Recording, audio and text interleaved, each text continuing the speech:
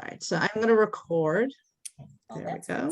So welcome everybody, and Darla will let people in if there are people still coming, but I'm happy you're all here. Hope everybody's staying cool in these hot temperatures. So our topic today, I'm going to share my screen, is all about Isaac and Rebecca. So we have started our biblical lunch and learns earlier during the summer. We started with Adam and Eve, then we did Cain and Abel, then we did Noah, then we did Abraham and Sarah, and now we're moving on to Isaac and Rebecca. We actually are going to go back to Sodom and Gomorrah later. I'm not sure why I put it kind of out of order, but that will be a later one. But today we're going to talk about Isaac and Rebecca, and there's lots and lots to talk about with them. But I want to try to be a little more interactive today. We'll see how it works, but I wanted to start out having us think about what blessings we have in our life. And what I would like to do for this is we're going to do something that's called a mad tea party. So what I'd like you to do is to go into the chat and type something in that you consider the blessings you have in your life, but don't hit enter, don't hit return. Just type them in and then wait until I say to hit enter, and then we'll all do it together, and then they will all just kind of explode onto our screen at once. So you can put more than one thing, but some of the blessings you have in my life.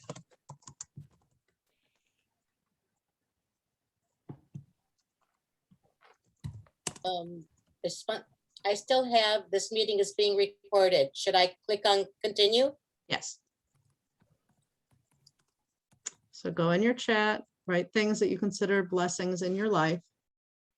Don't hit enter yet. I'll give you another minute to type in your answer.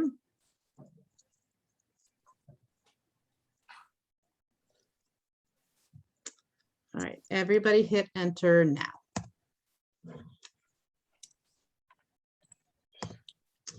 So what do we got here? Got a lot of family stuff, kids, family, job, health, new granddaughter, Marilyn, that's wonderful. Food, friends, education, God, home, health, forgiveness, friends. These are all great answers. Terrific. So I didn't just ask that question randomly because we're going to be thinking a lot about blessings as we continue on with our time together. So as I have done in past lunch and learns, the screens that are white are the text straight from the Torah. And the ones that are, I think I made them blue, are going to be commentaries. I have a lot more text than commentary today, just because there's a lot of text in the story. There's a lot to the story. So we're actually starting before Isaac is even born, right? We've got to go to his parents because the story of the beginning of his life is very significant. So Aggie, would you like to read the English for us? Sure. I will bless her, who is Sarah. Indeed, I will give you a son by her. I will bless her so that she shall give rise to nations. Rulers of peoples shall issue from her. That's God talking to Abraham, just to be clear. Okay, Aggie, go ahead. Abraham threw himself on his face and laughed, as he said to himself, can a child be born to a man 100 years old? Or can Sarah bear a child at 90? And Abraham said to God, oh, that Ishmael might live by your favor. God said, nevertheless, Sarah, your wife, shall bear you a son, and you shall name him Isaac. And I will maintain my covenant with him as an everlasting covenant for his offspring to come. As for Ishmael, I have heeded you. I hereby bless him. I will make him fertile and exceedingly numerous. He shall be the father of 12 chieftains, and I will make him a great nation. So there's a lot here, right? So first of all, we have Abraham laughing, the idea that he's going to become a father again at the age of 100, and that Sarah at 90 is going to give birth. And then we hear his worry about Ishmael. So if you remember the story, For a long time, Sarah couldn't get pregnant. And so Sarah said, you're supposed to be the father of a great nation. We've got to make sure you have kids. And so she told him to be with her maid, Hagar, so that they would have a baby. And so they have Ishmael. So before Isaac is even born, he's got a brother, right? And so Abraham, when he hears he's going to have another son with Sarah, he's worried about Ishmael. What's going to happen to him? He doesn't want him to get left out. That's his son too. And God says, don't worry. He's also going to get a blessing. He'll be the father of these 12 chieftains. So everything is going to be good. Questions, comments so far? Are we certain that their ages are what their ages are written? If you're asking me, if you're asking, is time different and is 1 year different than what it is now? No, we don't know the answer to that. And that is certainly one interpretation of it, right? That a year in the Bible or a day in the Bible, whatever we're talking about, the time was different then in some way. So that is certainly one way of interpreting it. But the one thing that we do know clearly is, and we're going to see this later on, that Sarah has already stopped having her monthly cycle.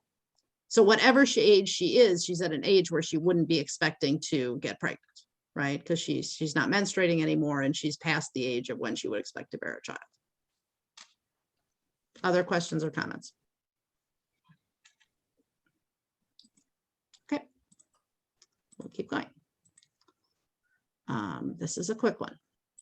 Now God appeared to him in the plains of Mamre, and he was sitting at the entrance of the tent when the day was hot.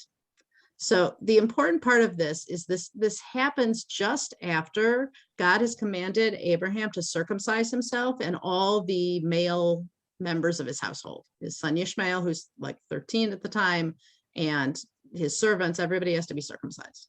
So Abraham at 99 years old has just circumcised himself, and it's a few days after that. And apparently that's when it's supposed to be the most painful, right? Is 3 days after.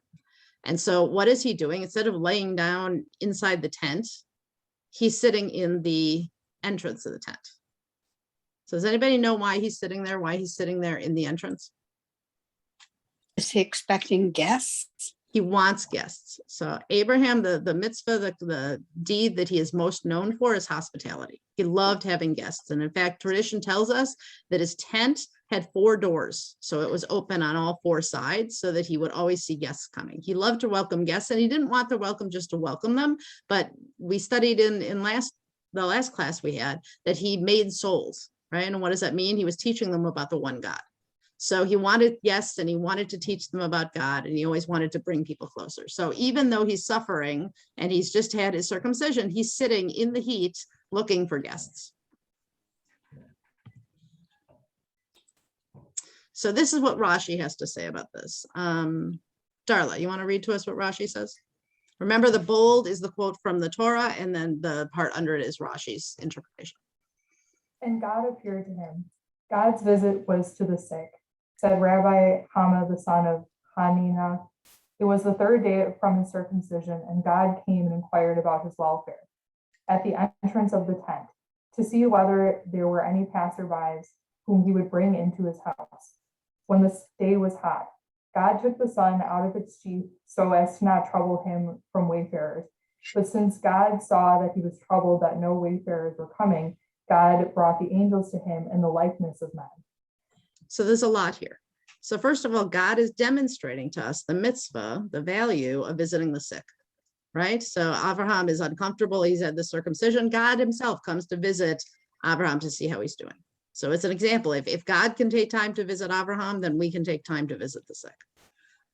We talked about that he's sitting there waiting for guests. And originally God made this a hot day so that nobody would come visit Abraham and he could rest. But when God saw that Abraham really wanted guests because that's what he loved most, then God sent the angels that we're about to meet. Questions, comments?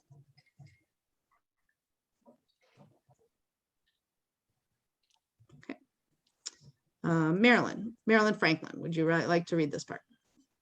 And he lifted his eyes and saw, and behold, 3 men were standing beside him. And he saw, and he ran toward them from the entrance of the tent, and he prostrated himself to the ground. And he said, my lords, if only I have found favor in your eyes, please do not pass on from beside your servant. please let a little water be taken and bathe your feet and recline under the tree. And I will take a morsel of bread as a stay to your hearts. After you shall pass on, because you have passed by your servant. And they said, so shall you do as you have spoken. So what do you notice about the way that Abraham is talking to these three strangers that show up?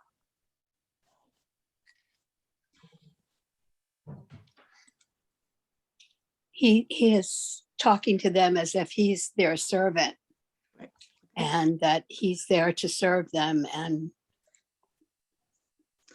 Abraham's a wealthy guy, right? He's got lots of sheep and goats and servants, and he's a wealthy guy.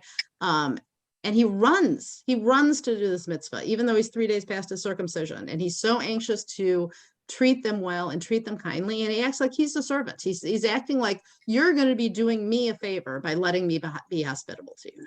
Okay, because this is the humility of Abraham, and this is how much he really wants to take care of others. Okay, Linda, you want to read this? And Abraham hastened to the tent to Sarah, and he said, quickly get 3 seah of meal and fine flour, knead and make cakes. And to the cattle did Abraham run, and he took a calf tender and good, and he gave it to the youth, and he hastened to prepare it. And he took cream and milk and the calf that he had prepared, and he placed them before them. And he was standing over them under the tree, and they ate. And they said to him, where is Sarah, your wife? And he said, behold, in the tent. And he said, I will surely return to you at this time next year, and behold, your wife Sarah will have a son. And Sarah heard from the entrance of the tent, and it was behind him. All right. Thoughts about this text? Anything that jumps out at you?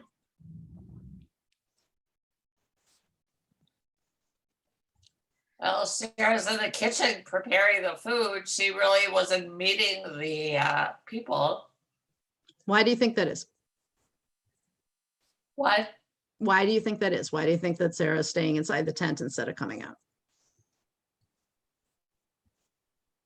I don't know. Is that the way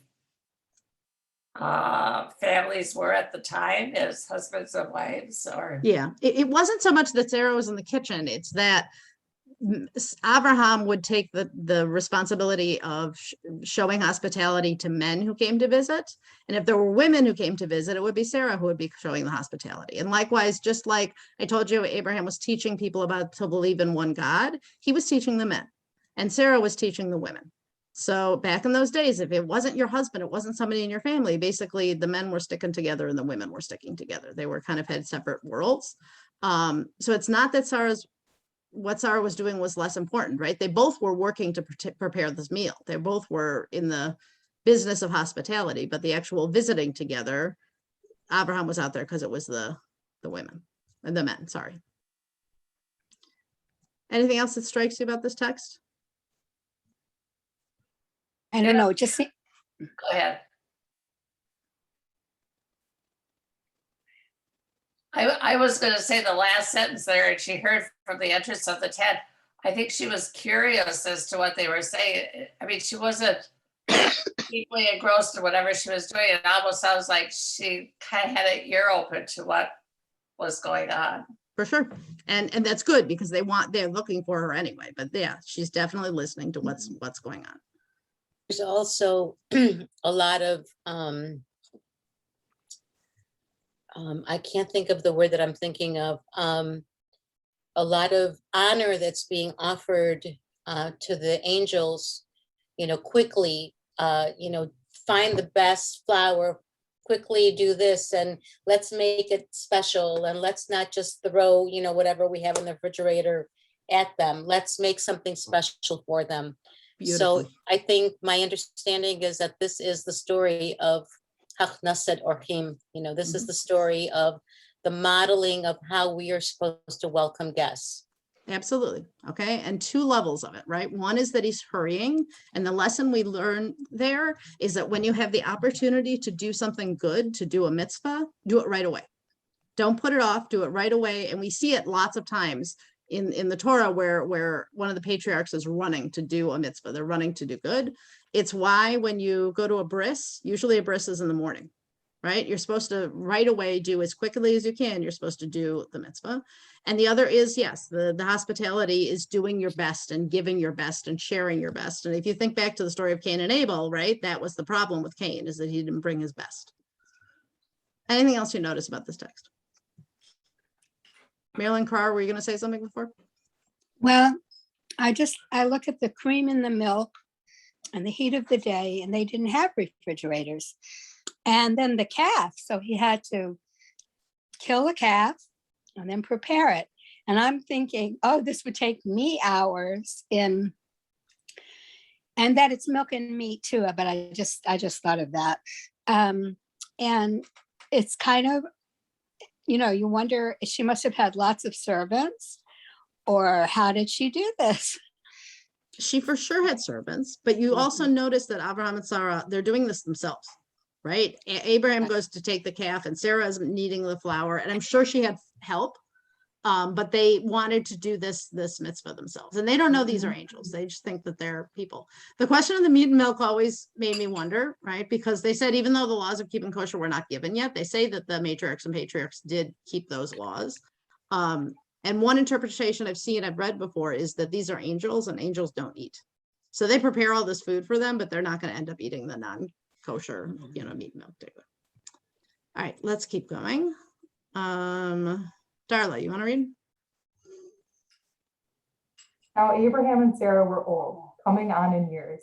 Sarah had ceased to have the way of the women. And Sarah laughed within herself, saying, after I become worn out, will I have smooth flesh? And also, my master is old. And God said to Abraham, why did Sarah laugh, saying, is it really true that I will give birth, although I am old? Is anything hidden from God? At the appointed time, I will return to you at this time next year, and Sarah will have a son. And Sarah denied, saying, I did not laugh, because she was afraid. And God said, no, but you laughed. So what do you notice about this?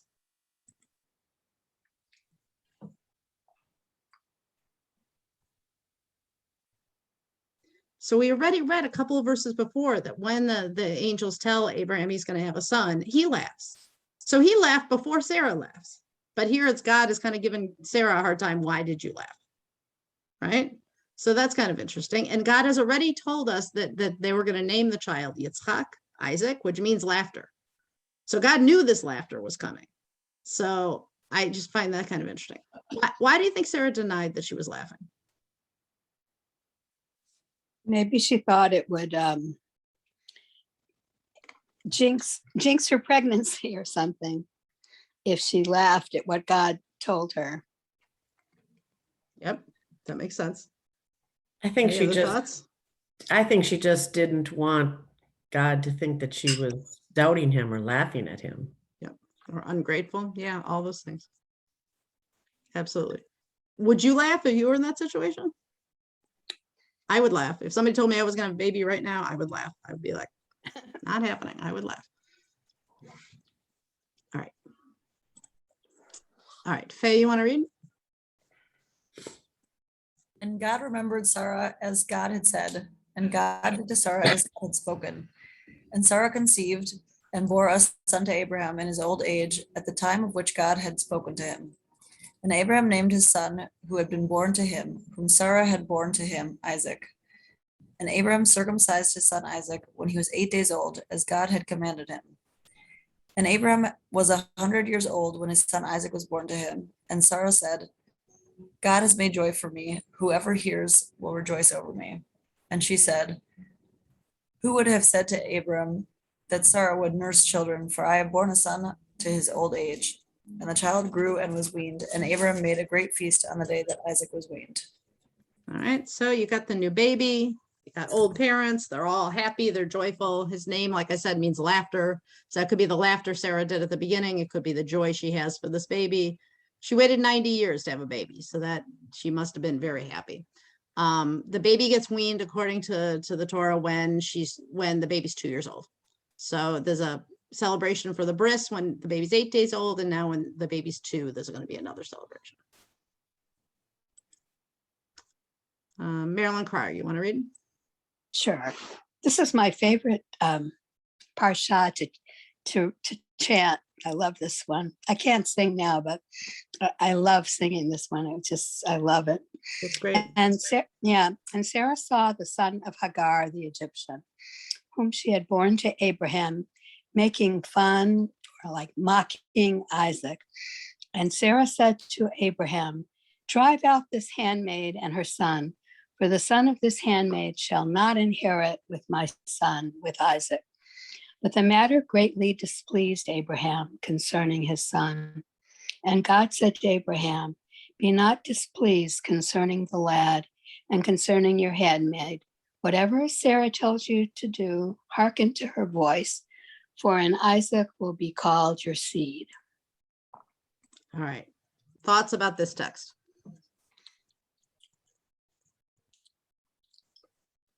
Why is Abraham concerned? What's he concerned about? He has two sons and he doesn't want to show favoritism, perhaps initially. Okay, doesn't want to show favoritism. What does he not want to have happen to Ishmael? Drive him out. Doesn't want him driven out. He doesn't want him sent away, right? That he has two sons. He wants them both to stick around. And what's God's response? Do what Sarah tells you to do. As far as I'm concerned, this is the best verse in the entire Torah. Kol asher tamara elecha Sarah, shema b'kola. Everything that Sarah tells you to do, listen to her voice. Do what your wife says. She knows. She knows what she's talking about. I was having a conversation with my husband this morning, I think, and we were talking about COVID. And he was saying that everybody he knows, the wives are being more cautious about COVID than the husbands. And I'm like, yeah, because we know what we're talking about. We're smart.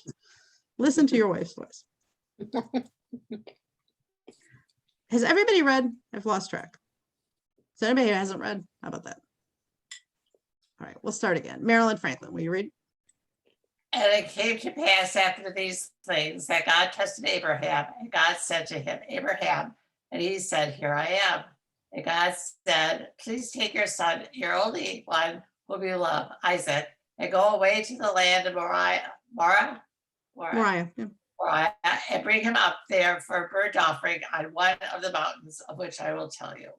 So we got to mention, look back. The last one was 21, 9 through 12, and now we've jumped to chapter 22. So we skipped the whole text when Hagar and Ishmael go away, and Hagar thinks he's dying, and then they see a spring of water, and God says he's going to be, be a great nation. I skipped over all that just because there's so much in the story. So now we're getting to the section of the Torah called the binding of Isaac, Akedat Yitzchak. And it's a very short section, just I think 10 or 11 verses, but very powerful. My strongest memory of this text is every year when it was read on Yom Kippur, or not Yom Kippur, on Rosh Hashanah, was watching my mother cry. Every single year she read this text and cried. And I couldn't quite understand, first of all, why she was crying and why she cried year after year after year, because she knew what was going to happen. But it is my strongest memory. What do you think about this language? Take your son, your only one, whom you love, Isaac. There's a lot of words. They say that the Torah never uses more words than it needs. Why are there so many words? Why doesn't it just say take Isaac? Maybe it's just like stressing the sacrifice he's making. It's trying to be a huge sacrifice, right? To give up the son he's waited for all these years. Terrific. Thanks, Faye. Other ideas? It's also not true. It's not your only one. Good. So why do you think God's saying that?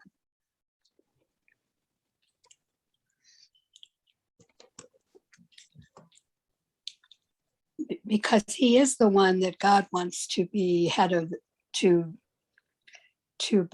beget the Jewish people, but I don't know why. This is the chosen one, right? This is Mhm. where the Jewish people are going to come from. All right. So Right. I think the Rashi explanation of this is really interesting. Okay. It portrays this as a conversation, right? God says to take your son, and Abraham says to God, I have two sons. So God says to him, you're only one. And Abraham says to God, this one's the only son of his mother, and that one's the only son of his mother. And God said, whom you love. And Abraham said, I love them both. And then God says, Isaac. So it asks, why did God not disclose this to him at the beginning? in order not to confuse him suddenly, lest his mind become distracted and bewildered, and also to endear the commandment to him and to reward him for each and every expression, right? To really, what Faye was saying, really show him what he was going to be giving up, how important this was, what a big sacrifice, and to make it seem very, very intense. So here's the question I always wonder about this text. I'm going to stop sharing. What do you think would have happened if God had, instead of approaching Abraham, had approached Sarah and told her to go sacrifice her son? She would have been more emotional about it and possibly been more likely to say no, maybe. I absolutely agree with that. Mhm. Anybody else have other thoughts?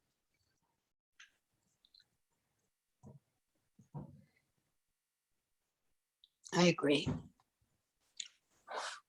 Or maybe to at least argue with God, right? If you were with me when we'll talk more about Sodom and Gomorrah another time, but right, we talked about how Noah didn't argue with God about the flood, right? But that Abraham was different and argued with God to save Sodom and Gomorrah. But here Abraham doesn't argue. He doesn't say, no, I'm not taking my son to sacrifice him. I waited all these years. Because we're going to see the next thing is he's going to do exactly what God says. So maybe Sarah Sippy, would have argued. are you sure that he knew what God intended, that Abraham knew from the text? You don't really know what God is intending for Isaac.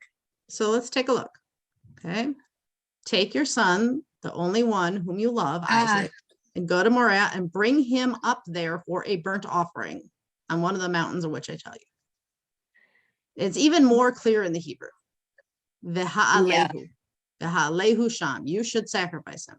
I think it's pretty clear. I don't think there's doubt. It's clear, I guess, now on second reading, but on the other hand, it's so unbelievable that it'd be easy to mistake the meaning. I think, especially in the English anyway. Yep. Yeah. And I think, so first of all, we know from reading this text, it starts by telling us that after these things, God tested Abraham. So we know it's a test, but God hasn't, I don't think, told Abraham it was a test. But maybe a lot of rabbis say that Abraham really never believed that God would make him actually sacrifice Isaac, right? Because he had told him that Isaac was going to be, that's where all these descendants were going to come from. So that is certainly a possibility, that he had faith that God at the last minute wouldn't really make him sacrifice him. All right, let's keep reading the text. Linda, you want to read for us? And Abraham arose early in the morning, and he saddled his donkey, and he took his 2 young men with him, and Isaac his son. And he split wood for a burnt offering, and he arose and went to the place of which God had told him. On the 3rd day, Abraham lifted up his eyes and saw the place from afar. And Abraham said to his young men, "Stay here with the donkey, and I and the lad will go yonder, and we will prostrate ourselves and return to you." And Abraham took the wood for the burnt offering, and he placed it upon his son Isaac, and he took into his hand the fire and the knife, and they both went together. So there's something really interesting in the Hebrew here that makes us think what Marilyn was saying, that maybe Abraham does not believe this is going to happen, because he says that we will go and pray to God and we will return to you. Okay, the Hebrew is very clear. V'nelcha, we'll go, v'nishtachaveh, and we will bow down, v'nashuva, and we will return. So it could be that he really had faith that Isaac was not going to die. Why else might he have told these young men that they were both going to come back?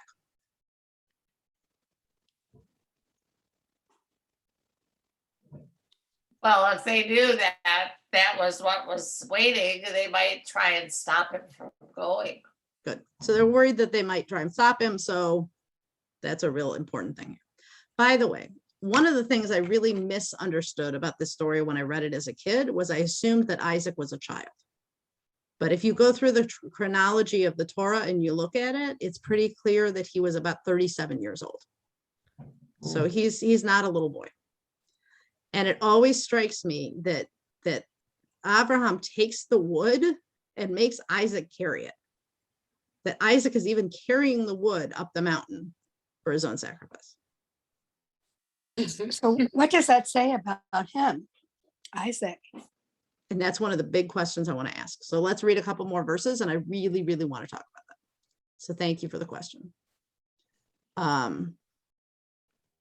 So this is what Rashi says. Abraham, who knew that he was going to slaughter his son, was going as willingly and joyfully as Isaac, who was unaware of the matter. That he was so happy to be doing this commandment from God that he did it with joy. Not understandable to me at all.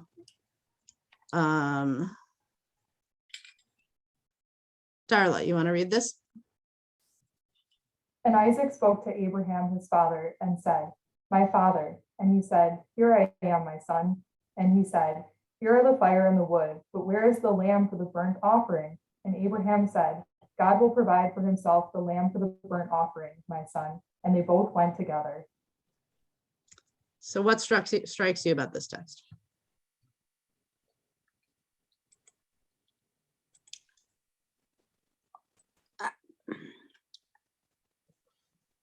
That Isaac would believe that. I mean, if he were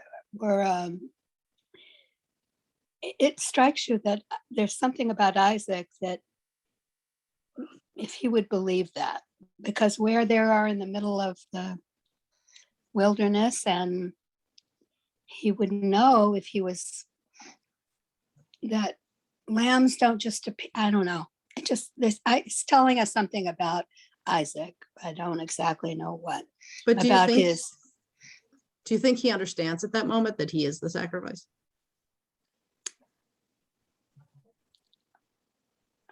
I don't know if they both went together joyfully, and I don't know. What do you think? I don't know. I think at this point, I don't think he did. You don't think he knows? I think he knows. If he doesn't know, he's going to know soon when he gets up to the top of the Yeah. mountain. And he doesn't fight with his father. He doesn't say, "No, don't do this." He doesn't say, "Let's turn around." He's 37. His father's, 137. He could knock his father down, but they just keep going. I'm always struck by the language in this verse. Okay, so first of all, we have the Hebrew word hineni, which many of you may have heard before.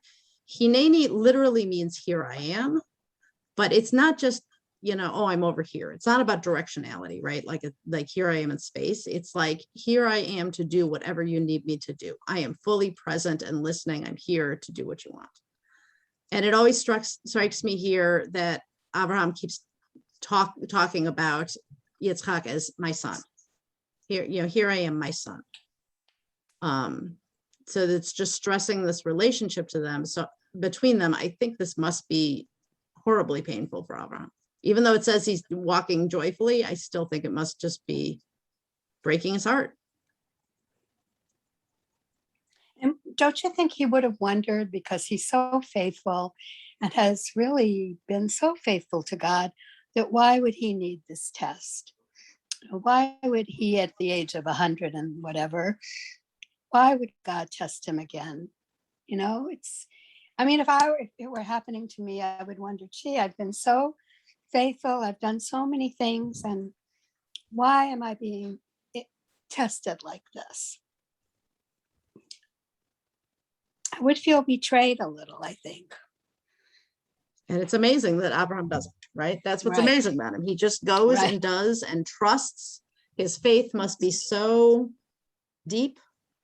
Right. But I'm also wondering, when he says God will provide, maybe he really still does not believe that God is going to make him go through with this. Right. So what does Rashi say? God will see and choose for himself the lamb. And if there will be no lamb, my son will be a burnt offering. And although Isaac understood that he was going to be slaughtered, they both went together with one accord, with the same heart. They were in one place. He has so much trust in his father, and his father trusts in God. So he goes on. Faye, you want to read this?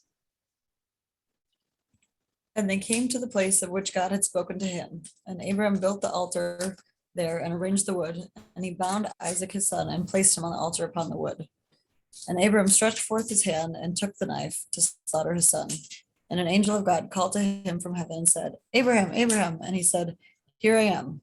And he said, "Do not stretch forth your hand to the lad, nor do the slightest thing to him. For now I know that you are a God-fearing man, and you did not withhold your son, your only one from me. And Abram lifted up his eyes and he saw, and lo, there was a ram, and after that it was caught in a tree by its horns. And Abram went and took the ram and offered it up as a burnt offering instead of his son. All right. So one of the most famous commentaries about this verse is that the reason that the angel had to say Abraham had to say it twice was to get Abraham's attention because he was so focused in on this mitzvah. But again, Isaac, grown man, his father tying him up and putting him on the altar. It doesn't say anything about Isaac fighting back or pleading for his life. We don't hear anything from Isaac here. He's totally silent. So let's try and put ourselves in Isaac's place for a few minutes. What do you think he was thinking?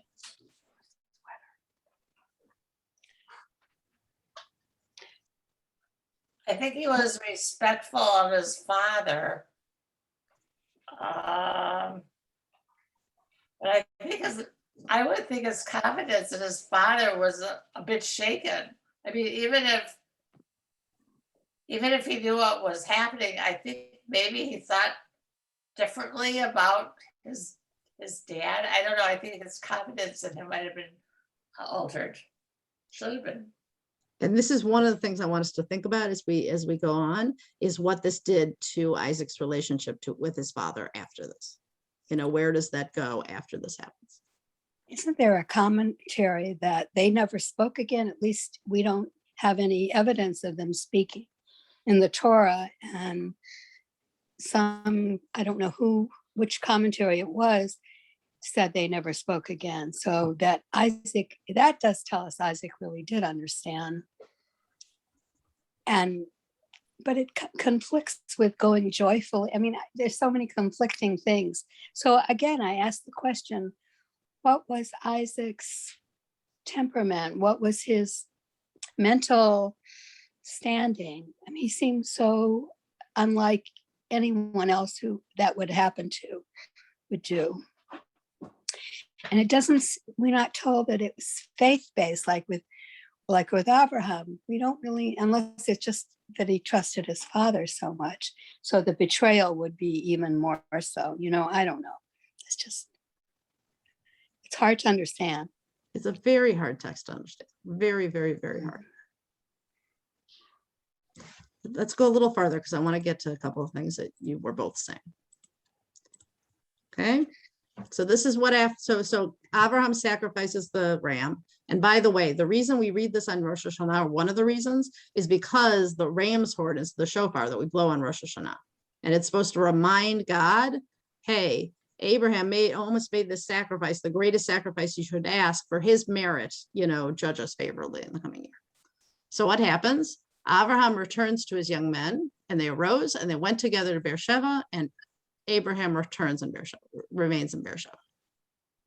You hear about Abraham returning, you don't hear about Isaac returning. So this is where the rabbis say, maybe Abraham and Isaac parted ways, and you don't see them again together ever in the Torah. And so that's an interesting thing. What do you guys think about that?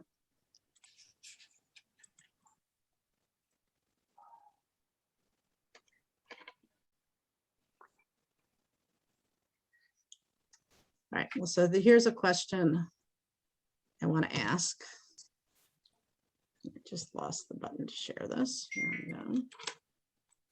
Because you can't, every time you read the Torah, right, you read it based on where you are at this point in time.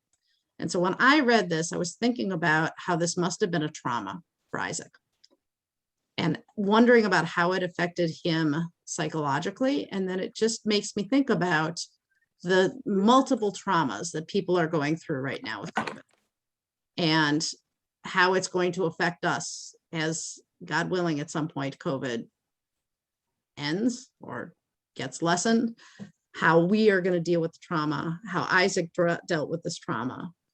What are your thoughts about that? Well, I think that there was a shaking of faith. And in today's world, things that we thought were true, we find out aren't exactly what we thought they were. And whether it's looking at people in politics or looking at science or whatever, I think that our faith has been shaken. And I think that's what happened with Isaac in the story. That makes a lot of sense, Marilyn.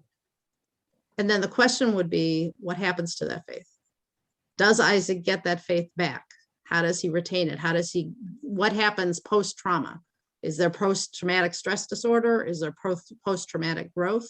What's going to happen with Isaac? What's going to happen with us as individuals, as a Jewish people, as a nation? Like, how are we going to respond to this trauma as we move forward? I think concerted efforts have to be made to rebuild faith. I guess what's uppermost in my mind now is all this health stuff. I think it's incumbent that our faith in science is reestablished. And I think that's what they're trying to do. And I think in the story of Isaac and Abraham, there should have been something done to restore the faith at one hand or the other. I don't know. That's kind of what I'm thinking. And I think that actually brings us really well into the next part of the story. But does anybody else have any thoughts about this, about trauma? Yeah, Linda. Well, when you asked the first question about Isaac, in all honesty, where I went was, I don't understand what that's about. Like, why is that so important to God? And then though, when you compared it to the current trauma with COVID, I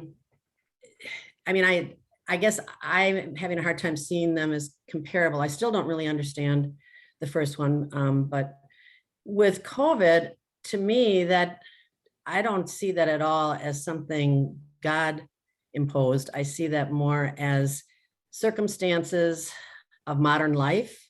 And if anything, God's role is helping us realize we are our brother's keeper. And we can't, just have this arm's length, oh, this is impacting someone else, but it doesn't impact me, and I don't need to help you or take care of you, or it's more a call to coming back to love. I don't understand the connection between the two, quite frankly, but. All right. So Linda, first of all, I want to say thank you so much for saying that. I'm glad you brought that up. And when I was comparing them, it was nowhere in my mind that COVID is a punishment from God, or that God did this. I wasn't thinking that at all. And so I didn't need the comparison that way. I just meant Isaac went through a trauma. There are people today going through traumas. How do we process those traumas psychologically? But I was not looking at the root cause as the Yeah, I didn't think that you were saying that. I didn't say. I want to make sure, because I wouldn't want you to think that. Yeah, I no. I did not think you were saying that. I was just giving my honest. Yeah, no, it makes a lot of impact sense. Makes a lot of sense. So I want to get back to, yeah. I just want to ask, it seems that Isaac couldn't even find his own bride. Do you think that has any, I'm going ahead, but I'm just wondering if it affected him in a way that he couldn't, I'm again questioning his mental health or his mental status, even before the binding. Anyway, I'm just wondering if it means that he couldn't. And then I'm thinking later on, but I won't even go there, that it may have impacted him in a way where he couldn't do what a normal person of a certain age can usually do. So Marilyn, the two of you are really taking us where we're going next. Okay. They're both, so Marilyn Crowder, you're talking about what's going to happen now with Isaac getting married, which is the next text we're going to look at. And Marilyn, you were talking about how is there going to be healing here between the two of them. And I actually think that the finding of a bride for Isaac is key to that healing between Abraham and Isaac, and key to the psychology, maybe the guilt Abraham has, and how he's trying to show care for Isaac. The very next thing that happens after in the Torah, after this almost sacrifice of Isaac, is Sarah dies. And one of the interpretations is that somehow she is able to see a vision of her husband with the knife over Isaac's body and has a heart attack and dies. the shock, from the grief, whatever, and never knows that Isaac survives it. Because the next thing we have is Abraham coming to bury Sarah. But we're going to skip over that part. And I want to go to what happens now with finding a wife for Isaac. Faye, will you read this? And Abram was old, advanced in days, and God had blessed Abraham with everything. And Abraham said to his servant, the elder of his house, who ruled over all that was his, please place your hand under my thigh, and I will have you swear by God of the heaven and the God of the earth that you will not take a wife for my son from the daughters of the Canaanites in whose midst I dwell. But you shall go to my land and to my birthplace, and you shall take a wife for my son, for Isaac. So at this last point in his life, Abraham sends his servant, because he's old, he probably can't travel himself, and he makes his servant swear that he's going to find the right wife for Isaac. He's going to find somebody from his family. He's not going to take one of these idol worshipers. So he wants to send him home to find somebody from his house. And I really wonder if this is this kindness of Abraham trying to take care of Isaac in this time. So why doesn't Isaac go out and find his own wife? First of all, it's not really how things were done back then. But one of the interpretations of the rabbis is that because Isaac was almost sacrificed, he takes on this level of holiness that he can't leave the land of Israel, because he was almost a sacrifice to God, just like you wouldn't take an animal you were going to sacrifice out of the land of Israel.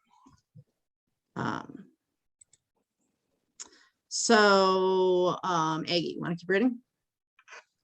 And the servant said to him, perhaps the woman will not wish to go after me to this land. Shall I return your son to the land from which you came?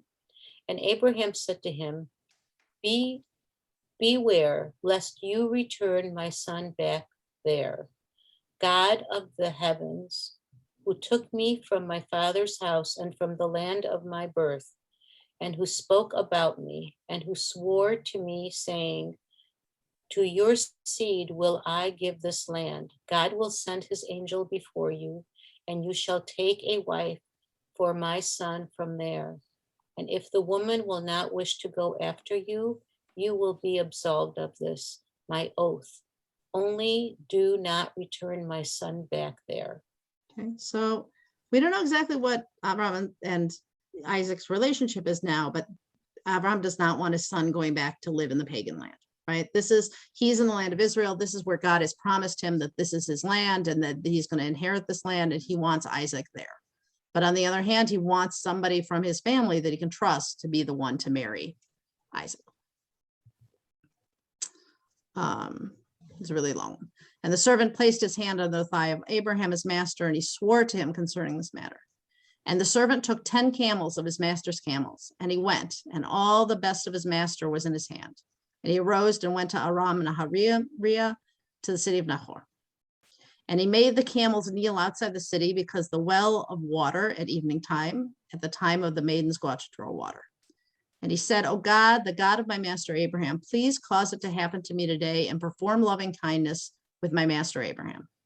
Behold, I'm standing by the water fountain, and the daughters of the people of the city are coming out to draw water. And it will be that the maiden to whom I will say, lower your pitcher and I will drink, and she will say, drink, and I will also water your camels. Her have you designated for your servant, for Isaac, and through her may I know that you have performed loving kindness for my master. So Eliezer, this Abraham's servant, is asking God for a sign. Give me a sign which woman is supposed to marry Isaac, because he doesn't want to just find anybody. He wants to find the right one. Why do you think he chooses this as the sign? That it should be a woman who wants to water, not just give him water, but water to his camels? For me, it goes back to that sense of hospitality that was important to Abraham, that she's not just willing to serve the servant, but extended beyond that as well. Excellent. Okay, so that she's going to show this great kindness, this great hospitality. That's going to show that she belongs as part of Abraham's family, who's known for hospitality, and that she's good enough for Isaac. So again, that shows that she's worthy for him and that she'll be a good fit for the family. Rashi agrees with Darla. Marilyn Franklin, will you keep reading? Now he had not yet finished speaking, and behold, Rebekah came out, who had been born to Bethuel, the son of Milcah, the wife of Nahor, Abraham's brother, and her pitcher was on her shoulder. Now the maiden was of very comely appearance, a virgin, and no man had been intimate with her. And she went down to the fountain, and she filled her pitcher and went up.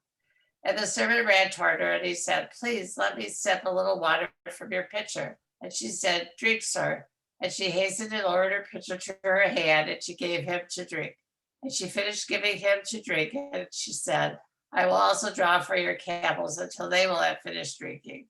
And she hastened, and she emptied her pitcher into the trough, and she ran again to the well to draw water, and she drew for all his camels. So just like Abraham and Sarah, she's running to do this mitzvah, right? And just so you know, watering camels, this is a big job, right? Because camels drink a lot of water, right? They don't drink for a long time, they drink a lot. So this is a big job. And so this miracle happens exactly when Eliezer has asked for it, and it happens just as Eliezer has said. So he knows this is the right one. This is Rebecca. Here's the family tree. We looked at this when we were looking at Abraham and Sarah.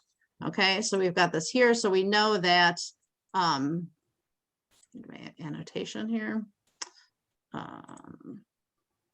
So we've got Terah, right? Terah had, I gotta move this. Terah had 3 sons. He had Abraham, and he had 2 sons. Yeah, he had Abraham, Haran, and Nahor, right? Haran's the one that died in the whole story with the fiery furnace. We know about Abraham. So Nahor is the one we're talking about here, right? And Lot, right, was the son of Haran. We're not talking about him today.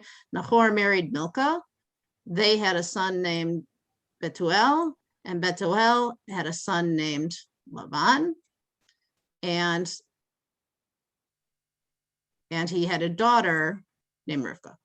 Okay, so Rivka, got this right? Yep. Bethuel's Rivka and Laban are brother and sister. Okay, so Rebecca is the one that had been watering the sheep. All right, how do I erase this? All right, let's stop annotating. All right, wait, I gotta get rid of it. All right, I'm gonna try and move us quickly here because I want to make sure we finish the story. The man was astonished at her, standing silent, waiting to know whether God had caused his way to prosper or not. Now it came about when the camels had finished drinking that the man took a golden nose ring weighing a half shekel. Hold on. I'm going to mute you, Marilyn. Wearing a half shekel and 2 bracelets for her hands weighing 10 gold shekels. And he said, "Whose daughter are you? Please tell me, is there a place for us for lodging in your father's house?" And she said to him, "I am the daughter of Bethuel, the son of Milcah, whom she bore to Nahor." And she said to him, "Both straw and fodder are plentiful with us. There is also a place to lodge." So now Eliezer knows he's in the right place. It's the right family. And the maiden ran, and she told her mother's house what had happened. Now Rebekah had a brother whose name was Laban, and Laban ran to the man outside to the fountain. And it came to pass when he saw the nose ring and the bracelets on his sister's hands, and when he heard the words of his sister Rebekah saying, "So did the man speak to me," that he came to the man, and behold, he was standing over the camels at the fountain. And he said, "Come, you who are blessed by God, why should you stand outside when I've cleared the house and a place for the camels?" So what is it Laban had noticed? What gets him so excited? Jewelry. The jewelry. Okay, we understand that Laban is a very selfish guy. Money. He wants money. And he said, "I am Abraham's servant, and God blessed my master exceedingly, and he became great. And God gave him sheep and cattle and silver and gold, manservants and maidservants, camels and donkeys. And Sarah, my master's wife, bore a son to my master after she had become old, and he gave him all that he possesses. My master made me promise, saying, 'You shall not take a wife for my son from the daughters of Canaan, the Canaanites in whose land I dwell.'" By the way, this I skipped over when Eliezer retells the exact same story of what happened with Rebekah, because we know what happened. "And now if you'll do loving kindness and truth with my master, tell me, and if not, tell me, and I will turn to the right or the left."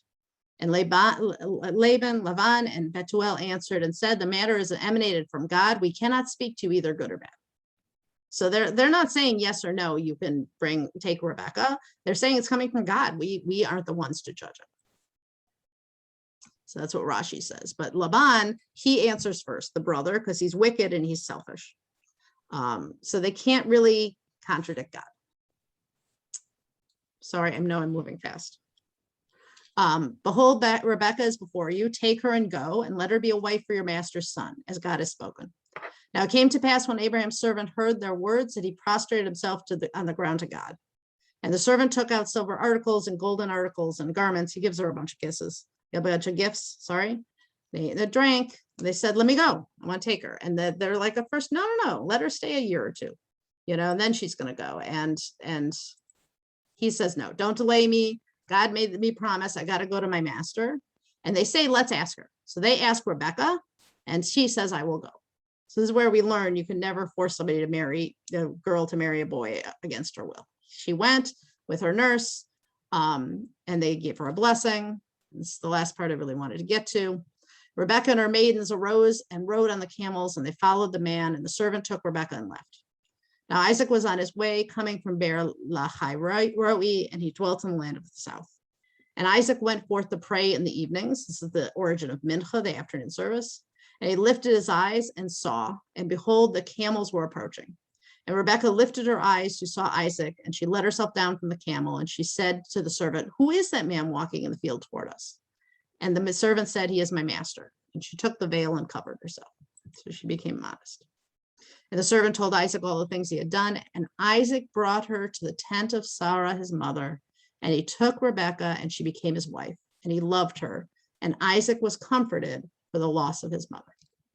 So this is why I was saying, I think this sort of answers what Marilyn and Marilyn were saying, that this is how he dealt with the trauma, right? What has brought comfort is this moment when he brings Rebecca into his tent and he marries her. And this whole midrash that says that during the time of Sarah, the Shabbat candle stayed lit from one Shabbat to the next, and that the challah stayed fresh from one Shabbat to the next. And that miracle had stopped when Sarah died.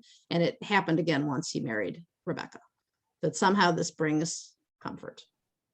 So I really had hoped to do a little discussion about what brings us comfort and how we're finding comfort during these hard times, but maybe we can leave that as a thought for all of you about what brings you comfort.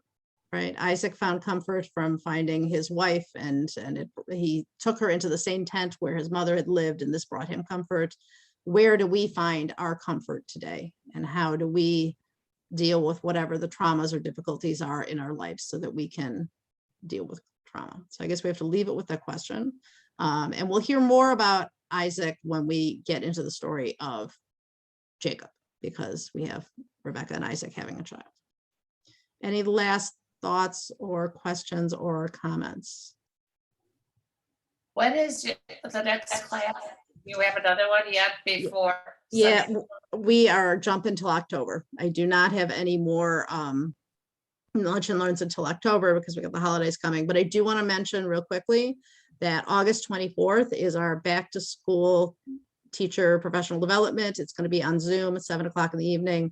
We have a panel about inclusion. We're going to talk about LGBTQ, racial, interfaith, and learning challenges, and how we need to be inclusive of all of those students. So I hope that you will be able to join us for that. I'm also starting up a new cohort of BINA, which Aggie could tell you about. And it's a year-long course of study for teachers where we really monthly meet and do some very deep learning and help improve education. So if any of you are interested in that, you can let me know. And with that, yeah, hopefully I will see you. We also, there's another, we have another August class with Erin Heffernan from JFS, who's got another class coming up. So those two are coming in August, and then we're gonna jump all the way to October because the holidays are all in September. So I wish everybody a wonderful start to the school year, and I hope I will see you on August 24th. Thanks, everybody. Thank you.